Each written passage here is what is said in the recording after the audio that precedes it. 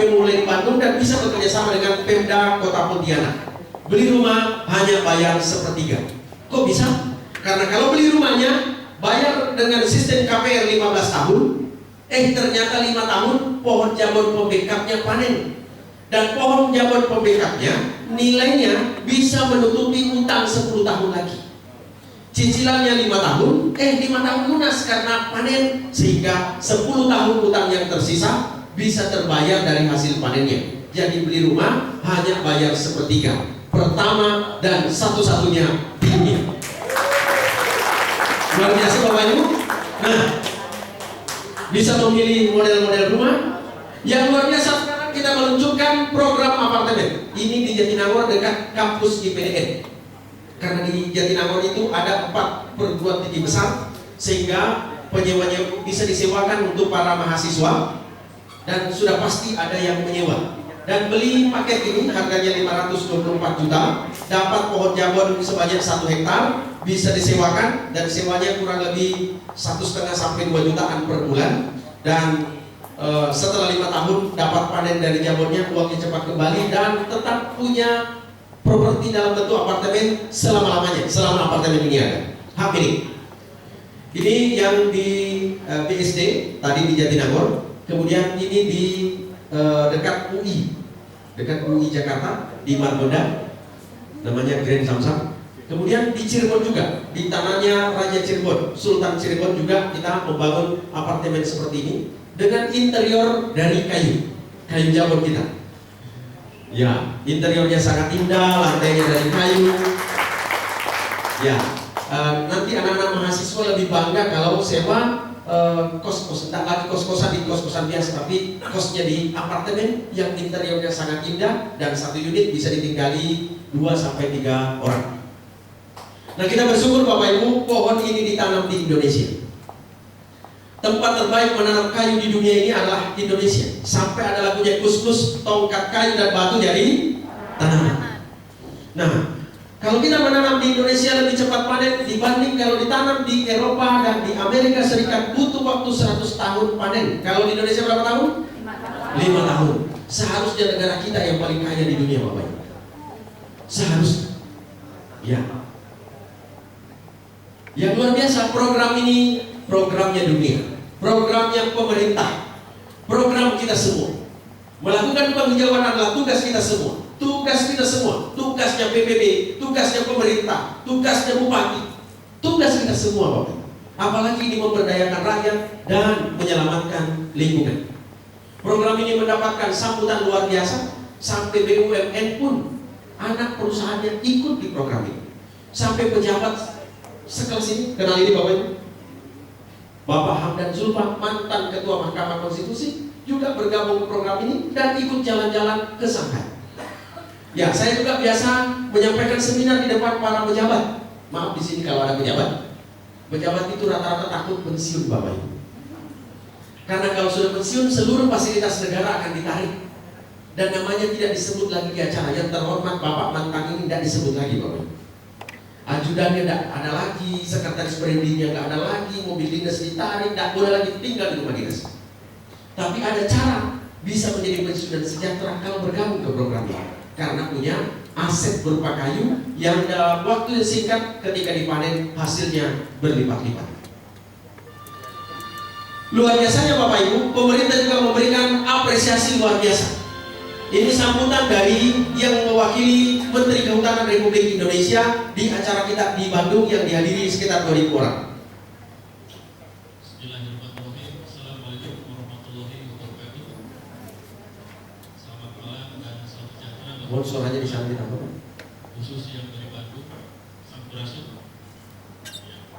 Bapak Ibu sekalian, saya sarjana kehutanan. Saya S2 konservasi sumber daya alam. Saya S3 pengolahan gas. Tapi baru pertama kali secara inspiratif luar biasa seperti ini saya peroleh. Belum pernah saya peroleh seperti ini. Ini ahlinya Bapak Ibu. Ini saya peroleh. Yang mewakili menteri. Dari Mas Bira. Tepuk tangan untuk beliau. Salam hangat dari Bu Menteri Ya, kebetulan menterinya ada kegiatan. Untuk pejuang-pejuang lingkungan hidup. Anda adalah pejuang-pejuang lingkungan hidup. Anda adalah green warrior. Kalau tadi misi Anda adalah menyelamatkan bumi yang sudah tua. Kalau saya baca katanya perkiraan umur bumi itu adalah 4,5 miliar tahun. Jadi sudah tua umurnya. Wajib kita selamatkan dengan cara menanam. Wajib hukumnya. Tidak ada pilihan lain. Dan Anda green warrior adalah Anda orang-orang pilihan dari Republik ini.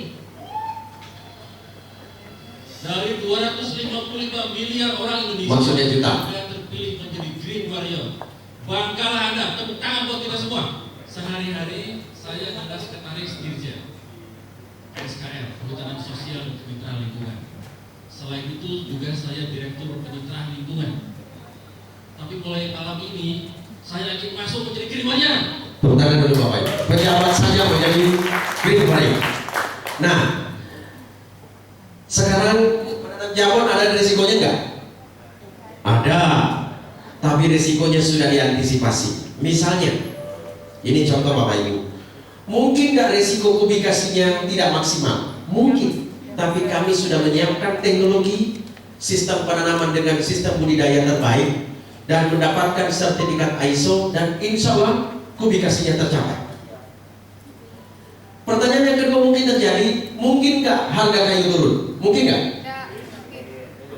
Mungkin, tapi belum pernah terjadi. Andaikan harga kayu turun, kami sudah backup dengan teknologi perkayuan sehingga nilai kayu tetap tinggi.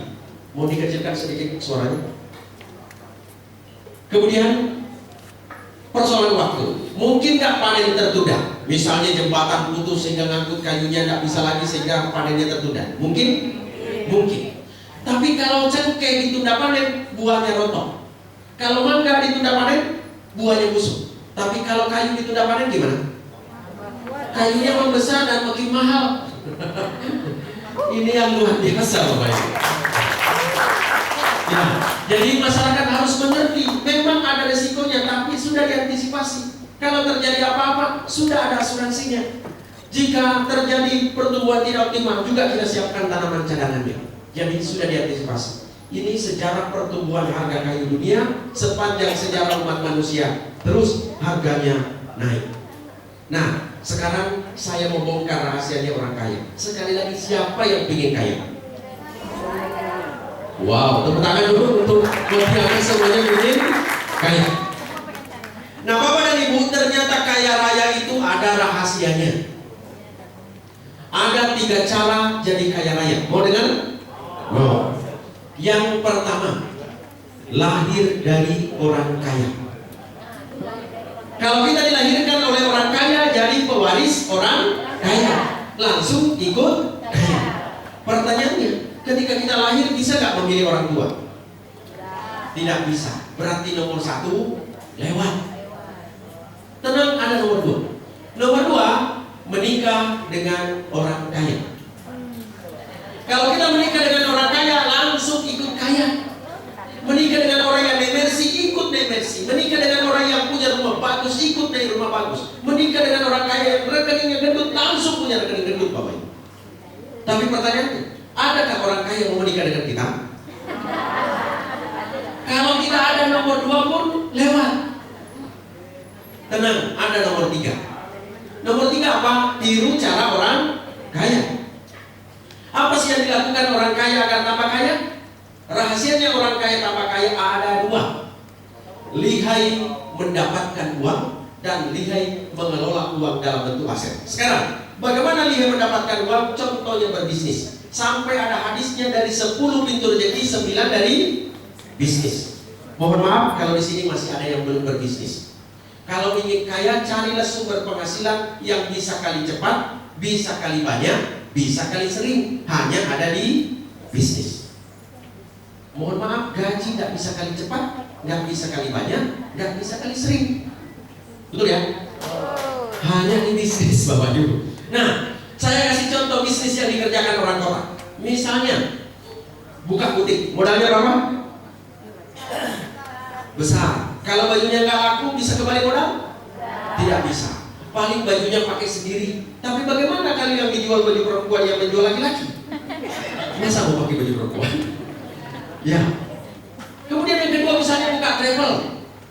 Nah kalau jual tiket misalnya dapatnya 25.000, 30.000 satu tiket, untuk dapat 1 miliar bisa menjual berapa tiket? Banyak sekali.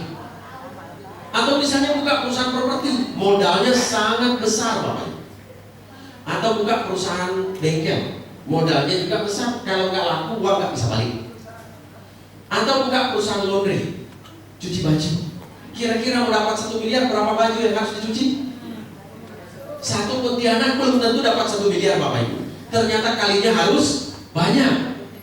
Atau buka rental kendaraan. Ini contoh bisnis yang dilakukan oleh orang kota yang resikonya tinggi, modalnya besar, dan kalau gagal uangnya nggak bisa kembali. Nah, bagaimana kalau uang bisnisnya nggak jalan? Rugi. Kalau rugi bisa seperti ini nasibnya Bapak Ibu. Ada orang yang bunuh diri gara-gara bisnisnya gagal, karena bisnisnya berisiko. Kalau gagal modalnya tidak bisa kembali. Mari kita bandingkan dengan bisnis kita sebagai Green Warrior, pengusaha kayu hutan lestari. Modal kita digunakan untuk menanam pohon. Yang tanam siapa? Petani yang sudah dibina dengan teknologi. Yang bertanggung jawab siapa? Perusahaan yang sudah mendapatkan penghargaan nasional dan internasional lengkap legalitasnya. Kalau terjadi apa-apa bagaimana? Sudah diasuransikan dan ada backup resikonya. Kalau sudah panen bagaimana? Sudah disiapkan fasilitas panennya dan industrinya serta pemasarannya. Secara logika, risikonya sangat kecil Bapak. Dan ini sudah terbukti berjalan. Nah, kalau kita sambil menunggu panen, bisa berbisnis, ngajak teman-teman untuk ikut tanam pohon, dapat komisi. Itulah yang membuat teman-teman seperti Bu Lena sudah jalan-jalan ke luar negeri. Bu Lena sudah berapa negara bulanan? 4 negara. Ya, Pak Cek berapa negara? Oh 5. Pak Cek